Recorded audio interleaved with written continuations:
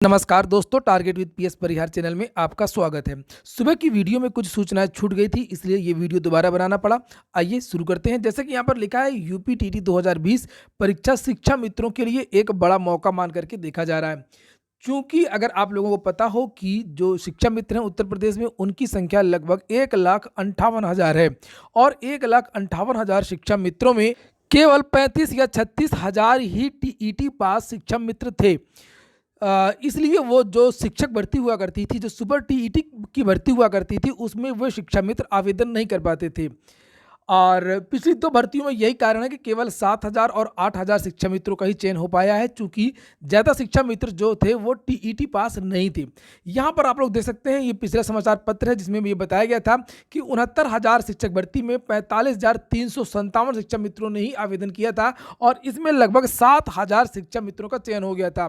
तो लगभग 36-37,000 शिक्षा मित्र ही उत्तर प्रदेश में थे जो टीईटी पास या सीटीईटी पास थे। इसलिए जानकारों का कहना है कि इस बार जो शिक्षा मित्र हैं उनकी पास होने की संख्या ज़्यादा हो सकती है। कम से कम 50 से 60,000 जो शिक्षा मित्र हैं वो पास हो सकते हैं और जो पिछले 37,000 शिक्षा मित्र हैं वो कुल मिलाकर के लगभग अब आने वाली शिक्षक भर्ती में आपका 85-87,000 शिक्षा मित्रों से कंपटीशन होगा। सबसे बड़ी समस्या है कि ये जो भर्ती है, आने वाली जो शिक्षक भर्ती है, वो किस आधार पर होती है ये देखने वाली बात होगी। और शिक्षा मित्रों को 25 नंबर का भारांक भी मिलता है। खैर, ये तो हो गई शिक्षा मित्रों वाली बात और यूपी टीईटी की बात। यूपी टीईटी 2022 को लेकर के एक नया विवाद आ गया है कि जैसा कि मैंने आपको वीडियो में बताया था, पिछले वीडियो में 2-3 वीडियो में बताया है कि यूपी टीईटी में लगभग 150 जो प्रश्न हैं वो पिछले साल के लिए गए थे। 150 इसलिए कह रहा हूं कि जो यूपी टीईटी का पेपर होता है उसमें लगभग 210 प्रश्न होते हैं और अगर हम लोग उर्दू को जोड़ लें और अंग्रेजी को जोड़ लें, सभी विषयों सभी भाषाओं को जोड़ लें, तो लगभग 150 जो प्रश्न है वो रिपीट किए हैं। बताया जा रहा है कि उर्दू के लगभग 30 में 30 क्वेश्चन रिपीट हुए हैं, इसी तरह से अंग्रेजी में रिपीट हुआ है और बाकी तो आप लोग जानते ही हैं कि लगभग 97 क्वेश्चन बाकी सभी सब्जेक्ट में हुआ है। तो ये जो 2017 का पेपर है ये बहुत ही विवादित पेपर है। इसमें बहुत सारे विवाद हुए थे। ये देखिए, पुराने समाचार पत्रों के माध्यम से ये दिया गया है कि 2 माह में नतीजा जारी करने का आदेश। ये परीक्षा हाई कोर्ट गई थी और हाई कोर्ट ने 14, ये देखिए लिखा हुआ है, हाई कोर्ट में 316 याचिकाएं पड़ी थी 2017 के पेपर में। इतना गलत प्रश्न पत्र तैयार किया गया था 2017 में। वो प्रश्न बहुत विवादित थे, कुछ तो प्रश्न ही गलत थे, कुछ के तो 2-2 विकल्प सही थे, कुछ में किसी विकल्प में उत्तर ही नहीं था, चारों विकल्प ही नहीं थे। इस तरीके के जो सेट है वो तैयार किया गया था और ताज्जुब की बात यह है कि 2017 की जो विवादित क्वेश्चन है, 14 क्वेश्चन जो विवादित थे, जिनको हाईकोर्ट ने रद्द करने के लिए कहा था और नए सिरे से नतीजा तैयार करने के लिए कहा था, ये ही प्रश्न फिर से डाल दिए गए हैं।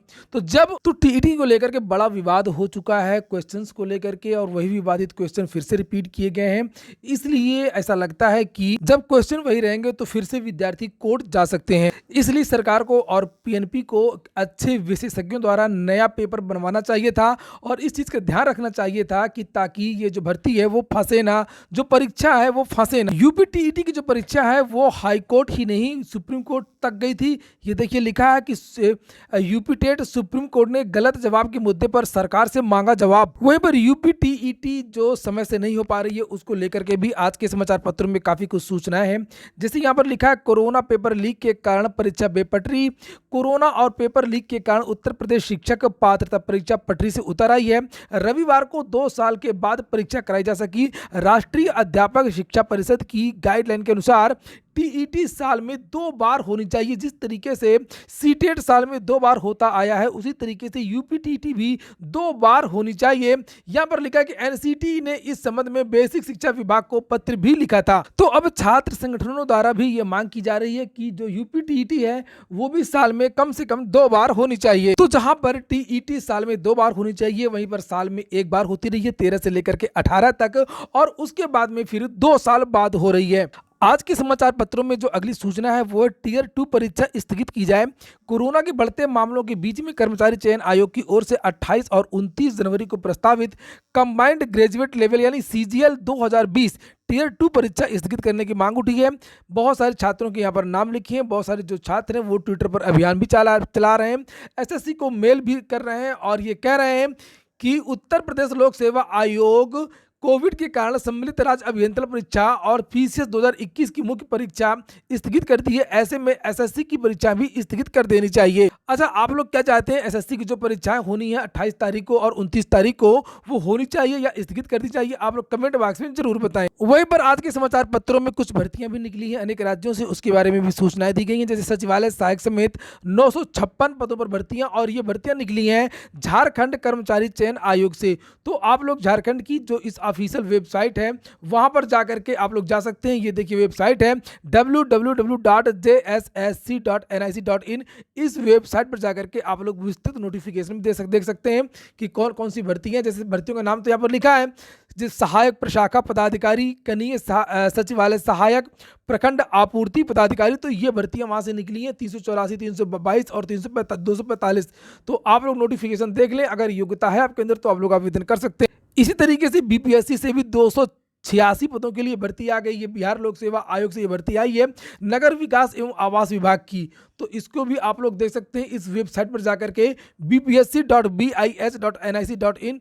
इस वेबसाइट पर जाएंगे आप लोग, विस्तृत नोटिफिकेशन देख लीजिए। अगर आपके अंदर योग्यता है तो आप लोग इसके लिए आवेदन कर सकते हैं। लास्ट डेट याद रखिएगा कि 10 फरवरी के पहले आप लोगों को आवेदन करना है।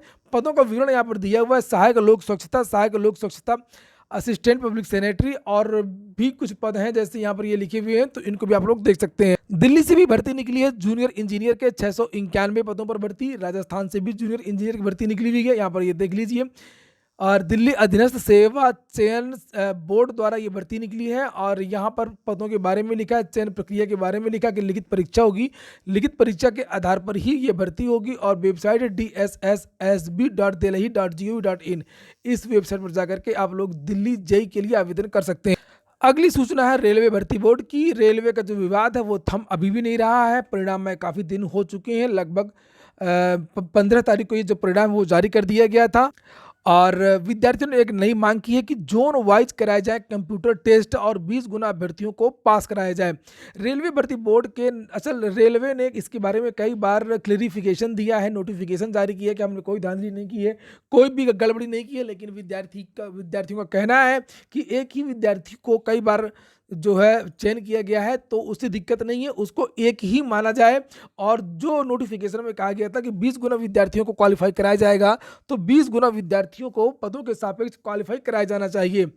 और ये जो 20 है वो सभी नए रोल नंबर होने चाहिए, नए विद्यार्थी होने चाहिए। लिखा रेलवे भर्ती बोर्ड के नॉन टेक्निकल पॉपुलर कैटेगरी के रिजल्ट पर सवाल उठाने वाले अभ्यर्थी ने CBT 1 के स्क्रीनिंग टेस्ट में 20 गुना अभ्यर्थियों को जोन वाइज क्वालिफाई कराए जाने की मांग की है। इस संबंध में उत्तर मध्य रेलवे के जीएम प्रमोद कुमार को अभ्यर्थियों ने पत्र भेजा है, और उनका कहना है कि नोटिफिकेशन के अनुसार CBT 1 में 20 गुना अभ्यर्थियों को क्वालिफाई कराया जाना था, लेकिन एक ही अभ्यर्थी को कई समूहों में क्वालिफाई करा करके उन्हें अलग अलग अभ्यर्थी माना गया है, जो कि गलत है। तो आप लोग क्या चाहते हैं, आप लोग भी कमेंट में बताएं, क्योंकि इसमें भी काफ़ी विवाद है। कुछ लोग चाहते हैं कि और कुछ लोगों का कहना है कि जो परिणाम है वो बिल्कुल सही है। वहीं पर लगभग 10 मिलियन से ज़्यादा ट्वीट हुए थे छात्रों के, और छात्रों को ये मानना था कि जो रिजल्ट है वो रिवाइज किया जाए। पूरा वीडियो सुनने के लिए बहुत बहुत धन्यवाद।